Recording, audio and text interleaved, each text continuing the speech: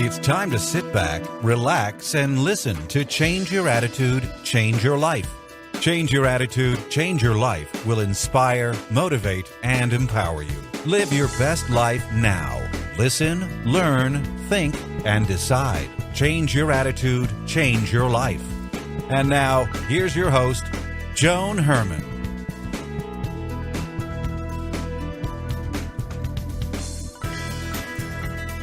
Welcome to Change Your Attitude, Change Your Life. I'm Joan Herman. Thanks for tuning in. Change Your Attitude, Change Your Life brings you interviews with some of the most inspirational and influential people in the world. It's our goal to educate and empower you so you can live your best life now. Thank you for taking time for yourself, and thank you for letting us be a part of your life. We have another great show for you today. Many people have the same complaint. There isn't enough time to get everything done. The days, weeks, and months whiz by while the to-do list grows longer. We all have the same amount of time in which to accomplish tasks. So why are some people able to achieve so much while others lag behind? Today's guest, David Allen, offers a life management system that transforms overwhelm into stress-free productivity. Forbes recognized him as one of the top 5 executive coaches in the United States, and Leadership Magazine named him one of the top 100 thought leaders. David is the author of the bestseller, Getting Things Done, The Art of Stress-Free Productivity. Time Magazine called Getting Things Done the defining self-help business book of its time. Welcome, David. Thank you so much for joining us. Hi, Joan. Happy to be here. So, David, I don't know if it's just because I'm getting older, but time really feels like it's flying by, and everyone I know has the same complaint about not having enough of it, and we feel buried and we feel like we're not accomplishing anything. So what do you think is happening that gives us that perspective on our life? Well, if you're talking about the perspective that we're overwhelmed and have too much to do, it's to a large degree the stress of opportunity. There's so many things everybody could be doing these days with all the channels, all the digital world, all the social media, the web, all that stuff. I mean, everybody could be doing a gazillion things. If you know what you're doing, it's a great time to be alive. If you don't know what you're doing, you're toast. So it has a lot to do with focus and what you're doing with your attention so that you have a decent filter to be able to know how to sort of thread through all this. And I agree. I mean, I actually tried to step back and take a look at my day and see where I have drains. And you're right. You might be crafting a letter and the next thing you know, you check Facebook and you're doing something else and then you go into your emails. And before you know it, if you add it up, you spend hours on all of these distractions. So in addition to that, what else do you believe are some great drains on our time? Joan, people think they need more time in order to get clear. You don't. There is no more time. What you need is space. It doesn't take any time to have a good idea. It doesn't take any time to be present with your kids, and to watch your daughter play soccer, instead of being on your iPhone. It doesn't take time to be, sort of creative or innovative or strategic. Those things do not require time. But those are really the key elements that people are hungry for: strategy, prioritization, being present, having fun, not feeling distracted. But for that, you don't need time. What you need is space inside your head. So I just uncovered over all these years the algorithm or the formula about how do you get clear about all these commitments that people have. And there is a very specific formula, a very specific set of best practices about how you do that, but it's not free. It doesn't show up automatically. You actually have to learn them and practice them. So your Getting Things Done program, how does following this action plan increase one's productivity? Here's the secret, Joan. Getting things done is not really about getting things done. It's about being appropriately engaged with your life and your work so that you're fully present with whatever you're doing. Because that's the most productive state to cook spaghetti from, or write a business plan from, or fire somebody from, or hire somebody from, when there's nothing on your mind except that. So you have the freedom to put your full attention with all of your available intellectual, psychic, spiritual resources on whatever it is that you're focused on.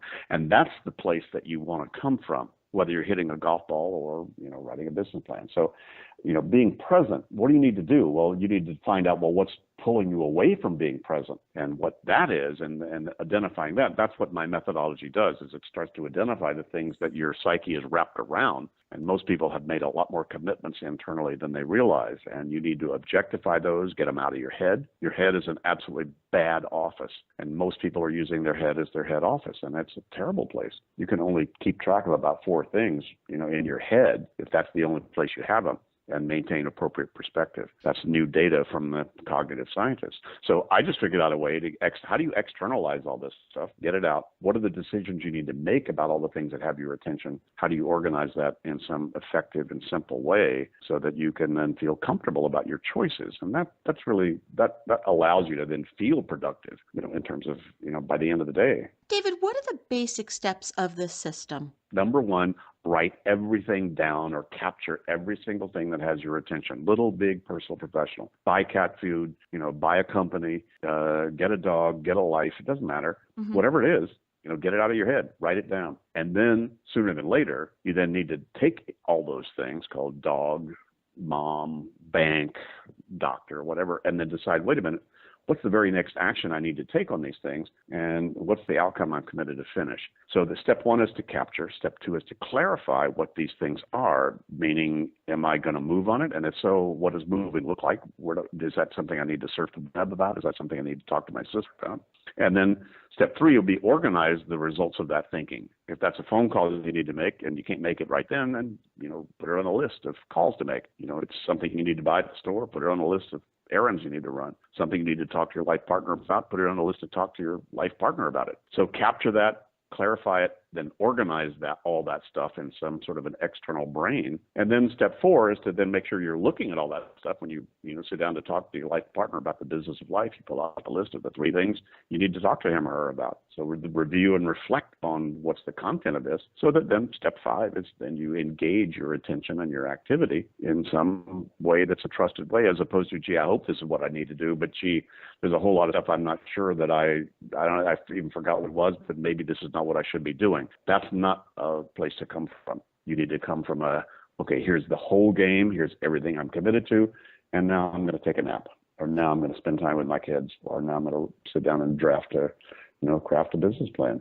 So making trusted choices is what you need to do, but that's not free. It takes those 5 steps of capture, clarify, organize, reflect, and then engage. David, we all know that person who's all over the place, that, they're a jack of all trades and a master of nothing because they're just so scattered. And to bring that person in, to focus that person to follow a program like this, what does it take that person to do to get started? So first of all, you need to recognize I need room. I need room to think. I need room to be more creative. I need room to be more present. I need room to just get rid of the pressure in my life. If you've decided you need to do that, then just follow those 5 steps.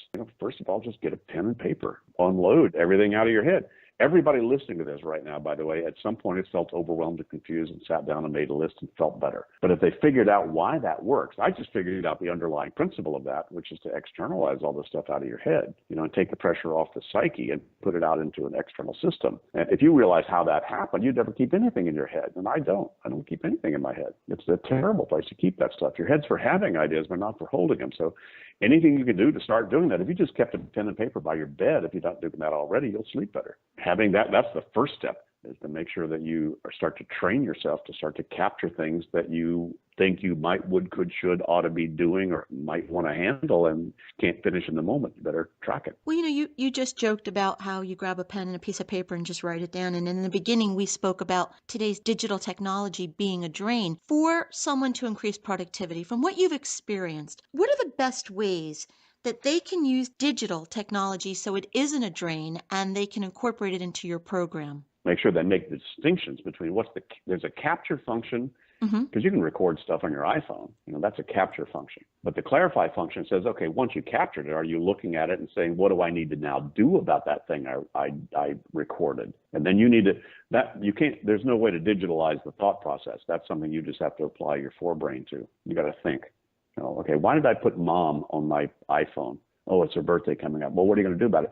That's where the real sticking point is you need to train yourself to think, wait a minute, what exactly do I need to do about that, if anything? So that's something you can't digitalize. Now, once you make the decision, I need to call my sister and see what she thinks about mom's birthday, and you can't do it right then. Then you can use a digital tool to make a list. So all you need are lists, basically, and you can do lists in low-tech way just by paper and pen, or a planner or a notebook, or you can do it in high-tech, and there are hundreds and hundreds of apps out there now that you can just use for making lists. But you have to decide what needs to go on the list first. So it's the capturing and the thinking process that has to be applied first before you can then use the tools. Once you kind of catch this thing, you can use any tool.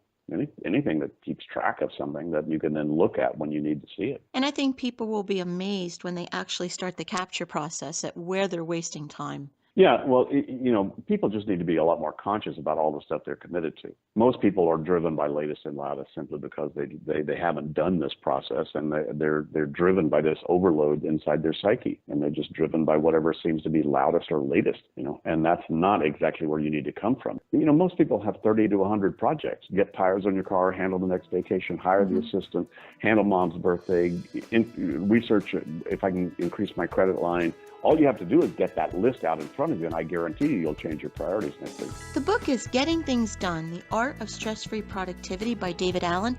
If you would like more information about this topic or David and his work, you can visit the website gettingthingsdone.com. David, in our final moments, what's the takeaway? What do you want to leave our listeners with? Your head's for having ideas, but not for holding them. David, thank you so much for being here with us. As I said in the beginning, we are living in a overworked, overwhelmed, overstressed society, and if we can take the strategies that you've talked about today, we can definitely become more productive and live a much more meaningful life. So thank you so much for being here. You're quite welcome. My pleasure. We'll be right back.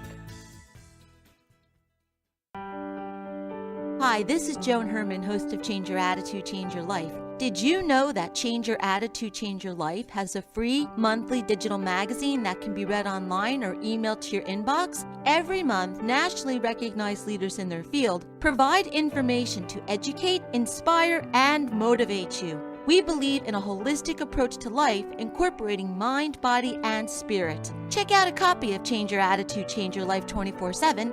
Visit cyacyl.com and be sure to tell your friends.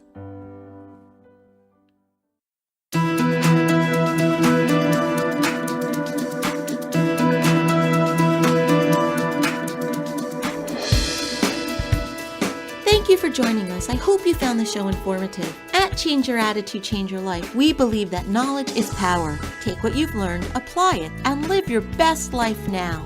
Remember that the information provided are the opinions of our guests and should never replace the advice of a professional who knows your personal situation. If you'd like more information, visit our website, cyacyl.com. While on the site, listen to past shows on demand, read our digital magazine, take part in the book club, check out our team, and be sure to follow the show on social media. Until next time, this is Joan Herman. Thanks for tuning in.